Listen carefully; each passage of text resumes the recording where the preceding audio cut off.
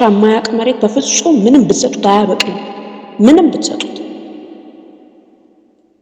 በጣም እንደዚህ አይነት ሰዎች ለእግዚአብሔር ቃል በጣም ከባድ የሚባሉ አይነት ሰዎች ናቸው።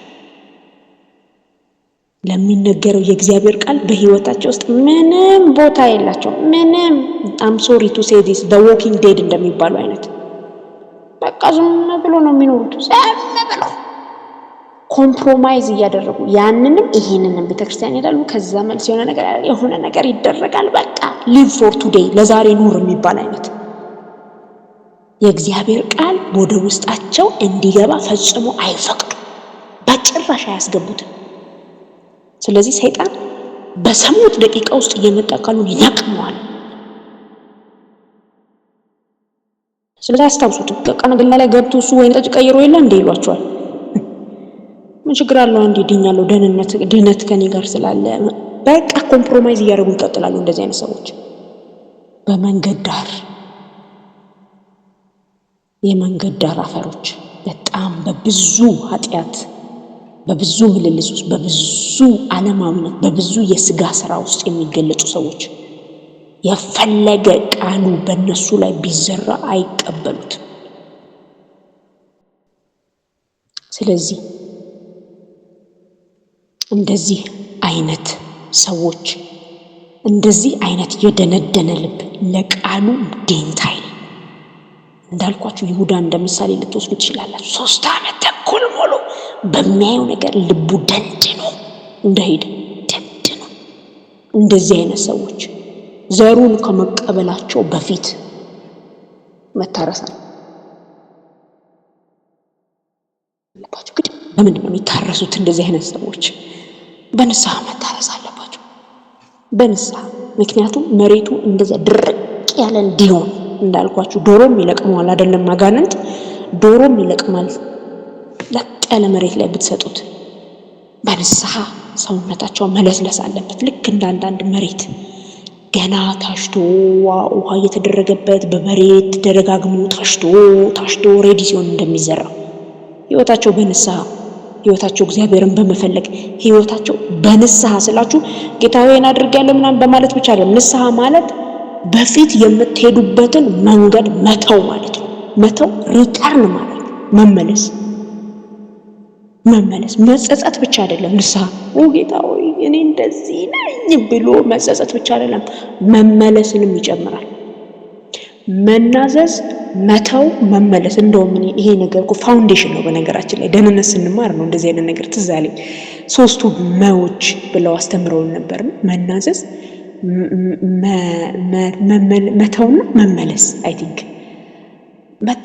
ብዙ ጊዜ የምንቆየው ይሄ መናዘዝ ላይ ነው። ትክክል አይደለም። መተውም ትክክል አይደለም። መመለስ፣ ሪተርን ማድረግ። ያ ልጅ እኮ በዛው እኮ አልቀረም አባቴ ቤት ብሎ ሄደ።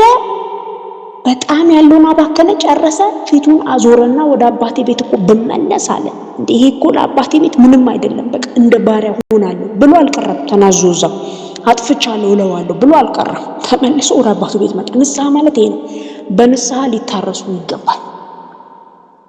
እንደዚህ አይነት የደነደኑ ልቦች አላውቅም። ምናልባት በእንደዚህ አይነት ሁኔታ ውስጥ ያሉ ሰዎችን የምታውቁ፣ አለዚያም በዚህ ሁኔታ ውስጥ አለው ደንድኗል ልቤ፣ በቃ ስለ ይቅርታ ሲሰበክ ባልሰማ እመርጣለሁ፣ ስለ ኃጢአት ስለዚህ ነገር ስለሆነ ነገር ሲሰበክ በቃ እኔ ወደ ውስጤ ሊገባ አይችልም፣ ወዲያው ከውስጤ ይወጣል፣ ልወስነልና አልችልም የምትሉ ሰዎች ካላችሁ ዛሬ እግዚአብሔር ይህንን ቃል ይናገራል። ኢየሱስ ክርስቶስ እንዳለው ነው የምላለው። ጆሮ ያለው ይስማ፣ ጆሮ ያለው ይስማ። እንደዚህ አይነት መሬት ይመለሳል። መንገድ ዳር ከመሆን ያቆማል። ይሄ ደግሞ መንገዱ ብቻ ንስሐ ነው። ሪፔንታንስ ግድ ነው። ሊናዘዝ ኃጢአቱን ሊተወውና ሊመለስ ይገባል። ያሰው እንደ አዲስ መሬት። ስለዚህ የመጀመሪያው ጌታ ኢየሱስ ክርስቶስ ምሳሌ የሰጠው በመንገድ ዳር አስፋልት ለጥ ያለ ሜዳ ልብ ነው። ቃሉ ሲዘራበት ወዲያው አጋንንት የሚለቀው ቃሉ ወደ ህይወት ውስጥ ሰንጥቆ ሊገባ ስር ሊሰድ ፍሬ ሊያፈራ የማይችል በቃ ይሄን አይዶን ነው እንግዲህ ክርስቲያን ሊለውም እኔ አላውቅም።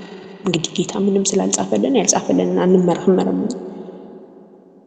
ሁለተኛው ልብ ሁለተኛውን ልብ ጌታ ኢየሱስ ክርስቶስ እንደዚህ ይላል፣ እንዲሁም በጭንጫ ላይ የተዘሩ ወይም በድንጋይ ላይ ማለት ነው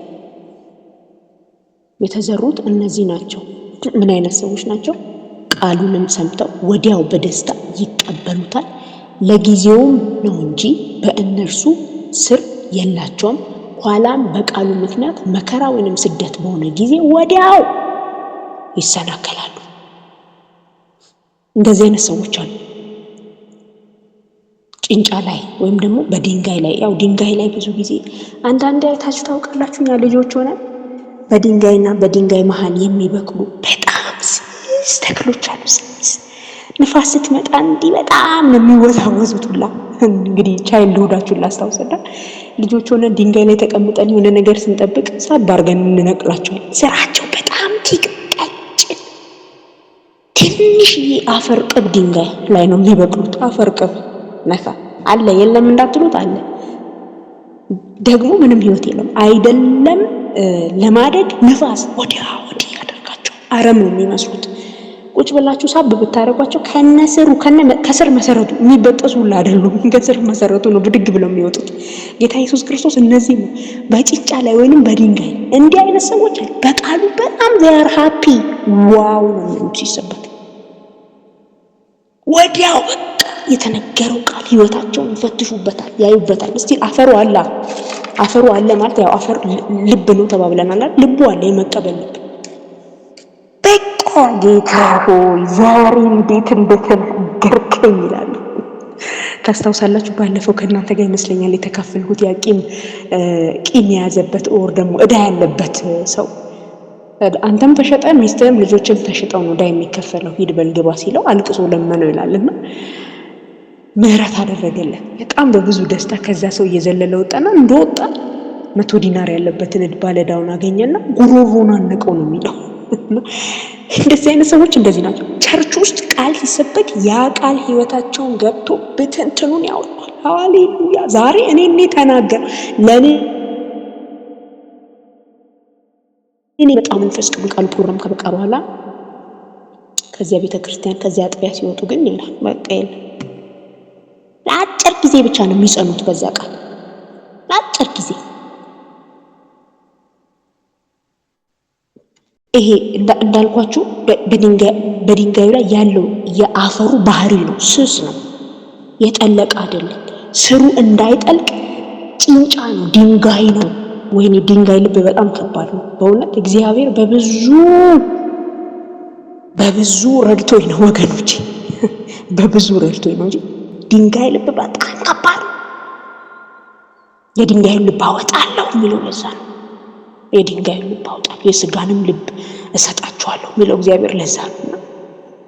የእግዚአብሔር ቃል ወደ ውስጥ እንዳይጠልቅ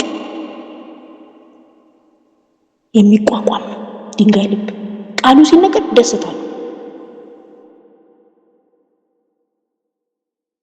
ህይወታቸውን ለቃሉ ያሰጣሉ። ቃል የሚገኙ ሰዎች እንደውም አንዳንዴ እዛኛው መንደር ያሉ ሰዎች ላይ ይመስሉኝ